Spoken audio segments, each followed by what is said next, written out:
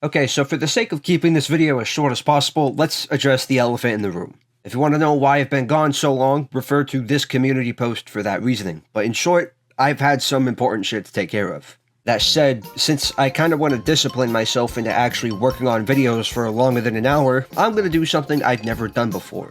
Going forward, every week, unless stated otherwise, I'm going to attempt to be giving breakdowns and analyses to as many Dragon Ball episodes as I possibly can. For this series, I'll talk about episode directors, animation, music placement, the whole 9 yards. While I would like to cover modern Dragon Ball material eventually, I think the classic era would be a much more logical and generally easier place to start. Now, how episodes are chosen currently boil down to polls on my community tab, where thanks to you lovely people, you've chosen quite an iconic episode from the franchise to start this series off with. Episode 28 of Dragon Ball Z.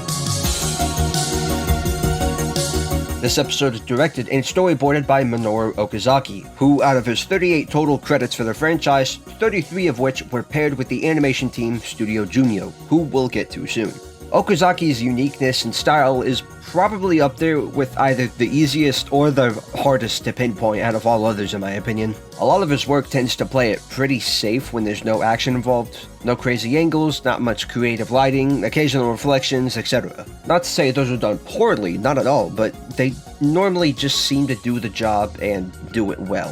When it does come to action though, oh my god does he lock in. Now it's not to the batshit extreme levels given by guys like Daisuke Nishio or Yoshihiro Ueda, but as it is, the opposites of those aforementioned traits shine bright in his otherwise pretty standard episodes, with episode 28 being no exception. The striking angles and lighting immediately come on full display with Piccolo's sacrifice, reanimated from the previous episode. Another trait of his I think is worth mentioning is his use of wide shots. While they may not seem all that special, something about how he uses space for his storyboards stands out to me more than a lot of other directors during this era.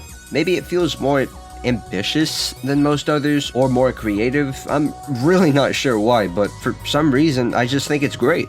I'd also like to take a minute to talk about his music placement, which more often than not is generally serviceable, if a little questionable, with here being no exception. Like damn near every episode for this era, you have a bunch of Dead Zone movie tracks slapped in there, which for the most part are placed and shortened fine enough. And hey, we even hear M424, everybody's a sucker for that track.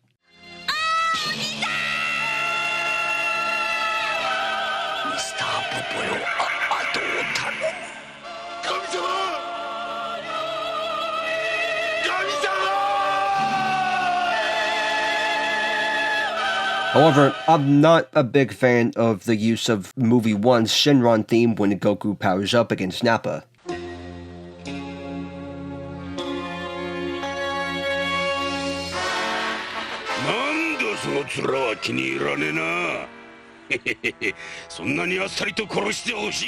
And I also don't like a Chala Head Chala variation playing when Goku arrives either. It just does not fit with the tone of the episode at all.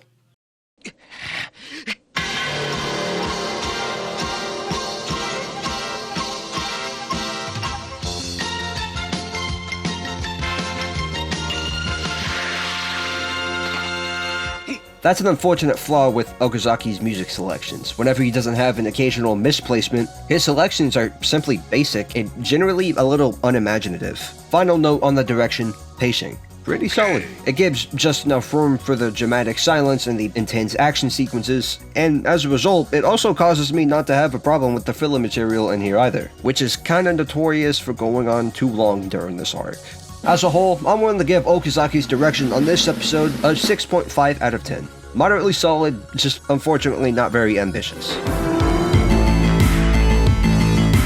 This episode is animated by the immensely iconic Studio Jumio, supervised by series character designer Minoru Maeda. And let me say it right now, this very well may be one of the most iconic episodes from the studio's catalog, largely thanks to the 4 talents involved in bringing it to life. Masaki Sato, Katsuyoshi Nakatsuru, Takeo Ide, and Hisashi Iguchi. Not only were these guys by far the best animators involved in the original series across all studios, minus Naotoshi Shida maybe, I mean fuck me, that guy was on a whole nother level during that era. But their work here proves to be some of their greatest across the board as well, especially Masaki Sato and Hisashi Iguchi.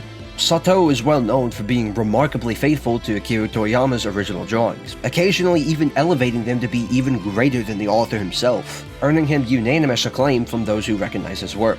Iguchi, meanwhile, specializes in tight action with remarkable choreography, motion, and timing, as well as utilizing a wide range of character expressions. The motion and expressions can be best seen with Piccolo's sacrifice here. Because of Iguchi's sketchy style and incredible character expressions, this take on the scene continues to be adapted shot for shot with nearly identical coloring and shading, just going to show how impactful and iconic his work could be during this time with the show.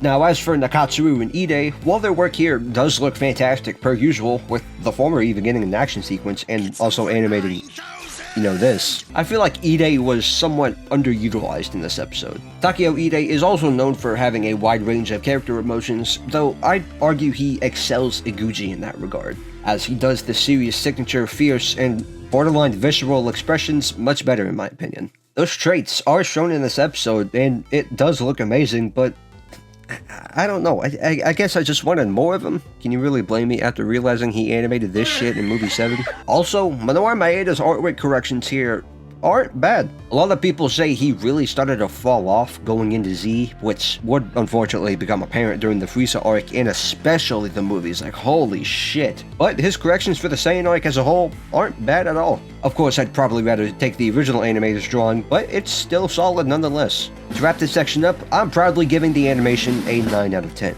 Give me a Takeo Ide action scene, it'd be as good as perfect. In conclusion, episode 28 of Dragon Ball Z warrants a healthy 8 out of 10. An absolute blast to watch for the animation alone, and one of the most iconic, albeit creatively unimaginative entries for the series.